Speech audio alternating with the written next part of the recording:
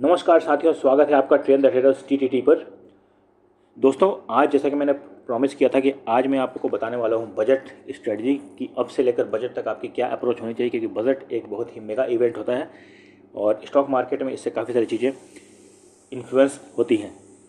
आज की वीडियोस थोड़ी लंबी होगी और इसलिए मैंने थोड़ी सी वीडियो लेट भी डाली है, सो दैट कि मैं आपको स्ट्रेटजी अच्छे से समझा सकूँ। जब यूट्यूब पर सारा माहौल शांत हो जाए तब फिर आप ठंडे दिमाग से बजट की स्ट्रेटजी को देख सकें, सीख सकें और बजट सीज़न में एक प्रॉफिट कमा सकें। आगे बहुत सारी चीज़ें डिस्कस करने वाली हैं। आज मार्केट इतना क्यों गिरा उसके बारे में भी चर्चा करेंगे और बहुत सारी चीज़ें हैं सीखने को। Like share subscribe, stay tuned. बढ़िया इस डिस्क्लेमर को।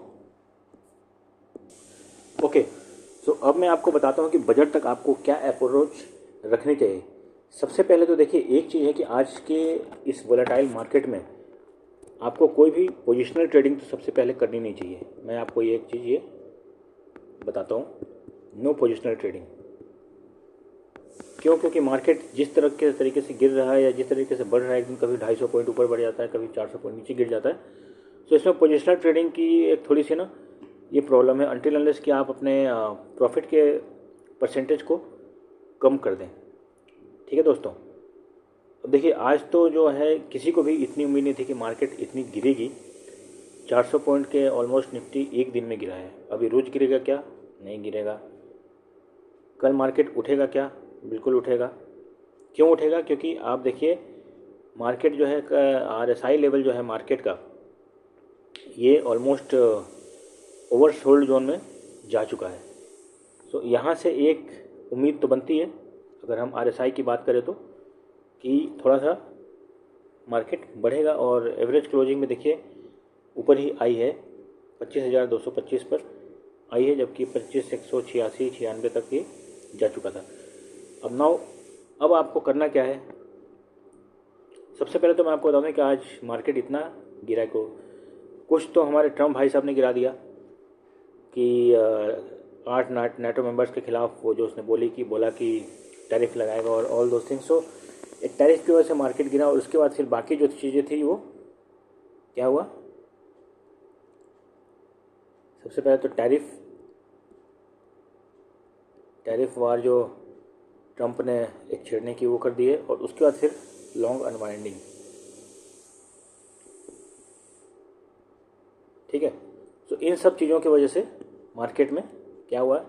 एक भारी गिरावट देखने को मिली। बट ये रोज़ रोज़ तो होता नहीं है। हाँ, यही पिछले साल के अप्रैल में यही जब ट्रंप ने सबसे पहली बार जो टैरिफ की बात की थी, तो उसने मार्केट 900 पॉइंट नीचे खुला था। ठीक है, अब यहाँ पर आपको करना क्या है? सबसे पहले तो देखिए, अभी मैं आपको एक चीज़ दिखाता हूँ कि IV कितनी चल रही है। देखिए अभी क्या है, ये ऑप्शन चेन है और इंडिया इंडेक्स अभी कितना है? 12.7। ठीक है, अब ये बजट के पास जैसे जैसे जाएगा वैसे वैसे ही बढ़ेगा, क्योंकि मार्केट में वॉलेटिलिटी बढ़ेगी कि बजट में पता नहीं क्या होगा, क्या किस पर फंडिंग ज़्यादा होगा, किस पर कम होगा, ऑल दोज थिंग्स। इनको देखते हुए क्या होगा कि इसके इंडिया इंडेक्स बढ़ेगा तो फिर क्या होगा? प्रीमियम प्राइस भी बढ़ेंगे। ठीक है, अब इसका इम्पैक्ट क्या है? इसका इम्पैक्ट ये है, और आपको करना क्या है? अभी आपको करना क्या है कि आपको 100 रुपीज़ का C और 100 रुपीज़ का P ये खरीदना है। किसका? सेंसेक्स का।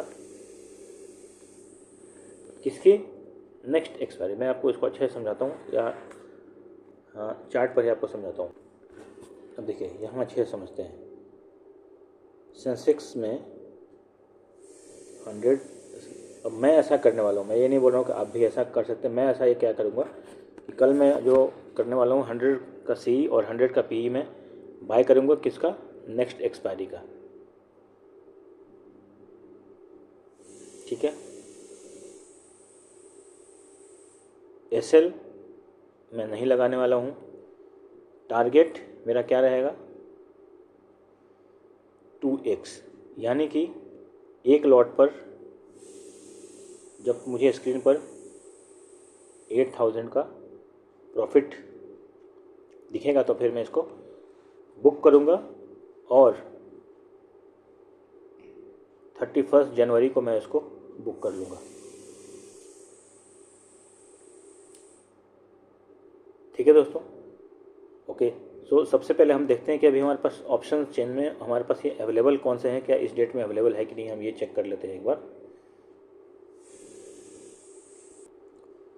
ओके, तो अभी ये आपको कल बाय करना है 100 रुपये का सी, 100 रुपये का पी, नेक्स्ट एक्सपायरी तक,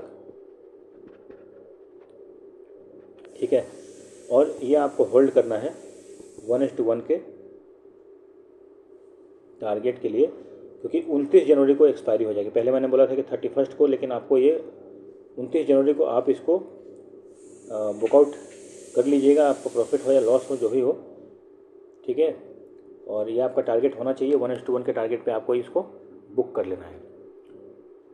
अब ये तो हो गया कि बजट के तक क्या अप्रोच करना। अब इसका फ़ायदा क्या होगा कि देखिए, अगर मार्केट 500-600 पॉइंट भी भागा ना, 500 से 600 पॉइंट भी अगर भाग गया, तो इधर की तो प्रीमियम जो है सी वाले जिस तरह भी भागेगा उधर के प्रीमियम बहुत तेज़ बढ़ेंगे, और लेकिन नीचे वाले कम घटेगा क्योंकि वॉलेटिलिटी बहुत ज़्यादा है। सो इसको आपको, अगर आप 29 जनवरी की एक्सपायरी का ख़रीद रहे हैं तो इसको आपको 29 को सुबह सुबह बुक कर देना होगा, नहीं तो फिर आपको ये सारा ही थीटा डीके में मामला ख़त्म हो जाएगा। और मैं तो बोलूँगा कि आप 28 तारीख को बुक कर लीजिएगा। अगर आप उसके बाद फरवरी के फर्स्ट वीक की एक्सपायरी खरीदते हैं, ठीक है, तो आप थोड़े प्रीमियम्स को बढ़ा सकते हैं। 150 पॉइंट, 150 का प्रीमियम को आप ले सकते हैं, क्योंकि इसकी जो वॉलेटिलिटी होगी ना, इसकी जो आईवी होगी ये बहुत ज़्यादा हाई रहेगी जैसे ही ये ख़त्म होगा। तो उस समय फिर हमारे रेंज से बाहर हो चुका होगा, क्योंकि उस समय फिर बहुत ही ज़्यादा इसके कॉस्ट बढ़ चुके होंगे, क्योंकि तब आपको आईवी कम से कम 16 के आसपास में मिलेगी। उस समय आईवी जो है बजट के समय कितनी हो जाती है, 16 के आसपास हो जाती है।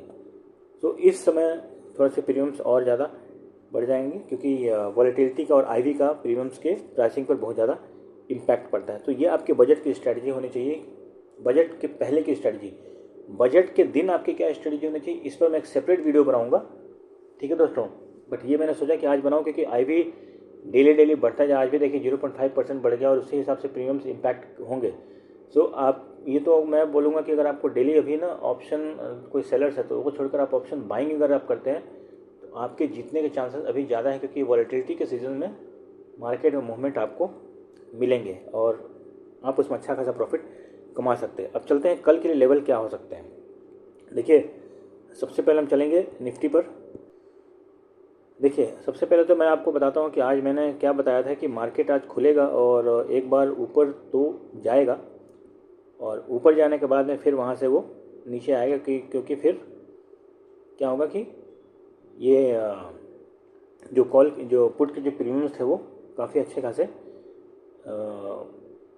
मार्जिन वहाँ पर अवेलेबल थे। सो अब यहाँ पर अगर आप देखिए, ये 5 मिनट्स का टाइम फ्रेम है, लेकिन यहाँ पर अगर आप इसको देखेंगे ना, जब 1 मिनट के टाइम फ्रेम में करके, इनफैक्ट इस पर भी थोड़ा बहुत पता चल ही जा रहा है कि मार्केट 20-25-30 पॉइंट ऊपर गया था जब उसने प्रीमियम्स देखिए 25 आई थिंक 500 का प्रीमियम जो था वो 100 रुपये से टूट कर तुरंत 71 पर पहुंचा था, और उसके बाद से फिर मार्केट ने रिवर्स डायरेक्शन लिया था।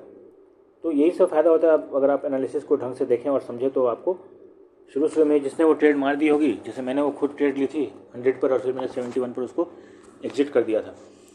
सो इस तरीके से आप एनालिसिस को समझकर देखकर खुद भी सीख सकते हैं।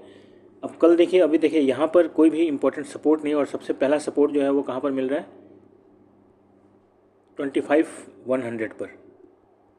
तो इसका मतलब है क्या, मार्केट अगर नीचे गिरता है, अगर कल के लेवल्स आपको क्या होना चाहिए, 25,200 से 25,270, 25,200 से, या तो फिर आप 25,300 रखिए, क्योंकि वहाँ पर 20 डेमा भी है। इधर अगर निकलता है तो सीधे 100 तक का डोर ओपन हो जाएगा, क्योंकि उसके नीचे कोई भी फिर सपोर्ट, उसके पहले कोई भी सपोर्ट जोन नहीं है। और यहाँ से फिर निकलता है तो फिर आपका 370 और फिर 430 का डोर ओपन हो जाएगा। और ये एक दिन में आएगा क्या, नहीं आएगा, लेकिन जैसे 400 पॉइंट गिर सकता है तो 200 पॉइंट एक दिन में रैली मार्केट कर सकता है, इसमें कोई शंका वाली बात नहीं है। मैं क्या करता हूँ कि अगर ऐसे 500 पॉइंट मार्केट अगर एक दिन में गिरता है तो मैं एक छोटा सा कॉल का ऑप्शन लेकर खरीद के रख लेता हूँ। मैं ये नहीं बोलूँगा कि आप भी ऐसा कीजिए, इससे थोड़ा सा एग्रेसिव ट्रेडिंग इसको बोलते हैं, लेकिन अगर आप रिस्क नहीं लेंगे तो फिर आपको प्रॉफिट भी नहीं बनेंगे। So this is the calculator. इसके अगर मार्केट 400 पॉइंट और उसके पहले 500-600 हाई से अभी मार्केट अपने 1200 पॉइंट नीचे है। अब अगर यहाँ पर बाई नहीं करेंगे तो कब करेंगे, सवाल यहाँ पर ये है। सो इसी तरीके से आपको अगर निफ्टी 20 में भी आप अगर इन्वेस्ट करना चाहते हो तो आप लोग यहाँ पर आप निफ्टी 20 में थोड़े से आप इन्वेस्टमेंट अपने कर सकते हो। 10% या 5% कैपिटल तो एटलीस्ट इन्वेस्ट कर सकते हो, क्योंकि ये मौका है अगर बजट के दिन मार्केट में रैली आई तो फिर आपको ये सारा जो आपने पिछले 1-2 हफ्ते में लॉस किया होगा ये रिकवर हो सकता है। ओके, नाउ अब हम चलते हैं सेंसेक्स पर। अब देखिए सेंसेक्स पर ये 15 मिनट का चार्ट है और यहाँ पर जो डाइवर्जेंस बन रहा है ये बुलिश सिग्नल की तरफ इंडिकेट कर रहा है, ठीक है। और यहाँ भी एक डोजी कैंडल बन गई है 15 मिनट पर। तो अब इसके बाद क्या होता है कि अगर ये डोजी को तोड़ता है तो सीधे ये टारगेट यहाँ तक कम से कम देने की उम्मीद रखता है। सो इसमें हमारा लेवल क्या होना चाहिए, 82,000 से 82,200। इधर निकला तो 82,600 ये कल ही आपको देखने को मिल सकता है, और इधर टूटा तो फिर 81,600 इधर भी आप लगा लीजिए, क्योंकि अभी मार्केट में मूवमेंट तगड़े मिलेंगे। ओके, चलते हैं निफ्टी बैंक पर। सो निफ्टी बैंक ने भी एक अपने इम्पोर्टेंट सपोर्ट जो उसका 59,500 के आसपास में था ये तोड़ दिया और डेली क्लोजिंग वहाँ पर आई है फिर 15 मिनट्स टाइम फ्रेम पर। सो इसका मतलब है कि बैंकिंग सेक्टर्स भी वीक होते हुए दिखाई दे रहे हैं, बट नेवरदलेस बैंक निफ्टी के लेवल्स आपके क्या होने चाहिए, 59,300 से 59,350 से 59,500 तक। और जिस तरफ भी निकले आप ये 150 पॉइंट की यहाँ पे आपका हो जाएगा 59,650 और इधर 59,200 और फिर उसके बाद 59,000 और उधर का डोर ओपन होता हुआ दिखाई दे रहा है। लेकिन देखिए सभी में डाइवर्जेंस अभी क्या है, बुलिश में ही चल रहे हैं। सो उम्मीद है कि कल एक मार्केट में बुलिश मोमेंटम देखने को मिल सकता है, और अगर कोई भी ट्रिगर आ गया तो फिर तो वहाँ से दोबारा शुरू हो सकता है। सो उम्मीद है कि मेरे एनालिसिस आपको समझ आई होगी, और अगर किसी को कुछ समझ में नहीं आएगा तो आप लोग कमेंट करके पूछ सकते हैं। And thanks for watching, like share subscribe and comment, stay tuned. और ऐसे वोलेटाइल मार्केट में ही और वोलेटाइल डेज में ही आपको किसी एक्सपर्ट के एनालिसिस की ज़रूरत पड़ती है, और हमारा ट्रेडर ऐसे ही एक्सपर्ट एडवाइस आपको देता है। हमारा चैनल जो है और जो हमारी पूरी टीम है बहुत ही अच्छी तरह से गाइड करती है जो हमारे कस्टमर्स एंड फॉलोअर्स हैं। सो आप भी इसका फ़ायदा उठा सकते हैं, खासकर बजट सीजन में तो आपको ये काफ़ी हेल्प करेगा। If anyone is interested you can contact on this number. Thanks for watching, stay tuned, happy trading, happy learning, like share subscribe and comment.